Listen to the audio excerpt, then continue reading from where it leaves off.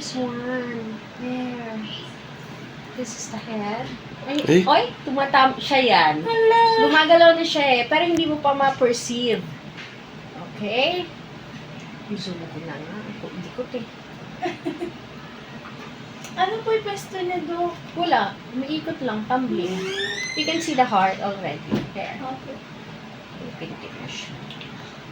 Iwasin na sobrang mamantika, maalat, raw food, spicy foods, drink lots of water, ha? Gumagalaw na po siya. Bawal siya magalit. Oo, gumagalaw na siya. Hindi nagalit ang buntis. Ano po yun, Dok? Ito, Hmm. yung arms niya. Galing.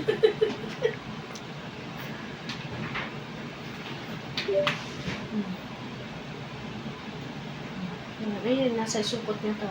Palubigan. Ito yoksak niya. Kumbaga sa itlog yung pula. Ito na yung chick mo, chick. So, this is the head. Ang laki niya Ito, naman. arms niya. Look at this. Yan, o. Diba?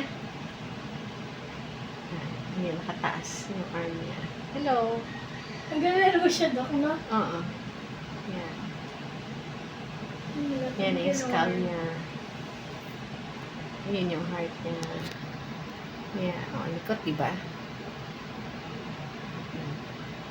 May figure na siya dati. Kuwit lang na. Opo, talagang gantintig lang po. O, in evolution na siya. Tama naman na yun. Yung sa yung red lang. O, yung binti niya. O, nakikita mo? Eh, lalaki po siya. Ha? Lalaki na. Wala pa ako kung Paano mo nalaman? Hindi. Paano mo nalaman? Para may ano, no? Mm. Hindi ko pa masabi.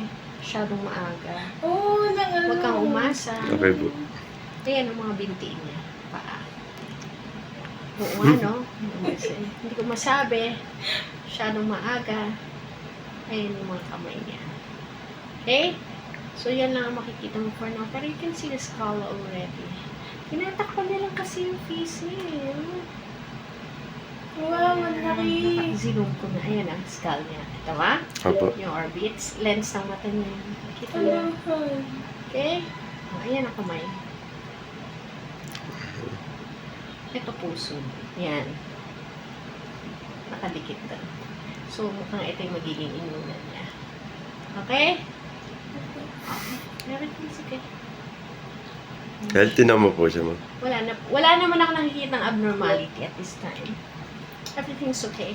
11 weeks ka, yan ang gagamit yung age. April 8 due date mo. 3 weeks before that, pwede ka na mga anak. So, as early as March 19 onwards, pwede na.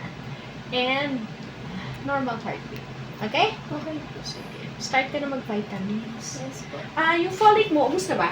Paubos na po, Dok. Pag naubos na, papalitan mo na ng bibigay ko. Sige. Hindi lang folic yun eh. Ano na siya eh, hybrid na eh. Puno na ng laman.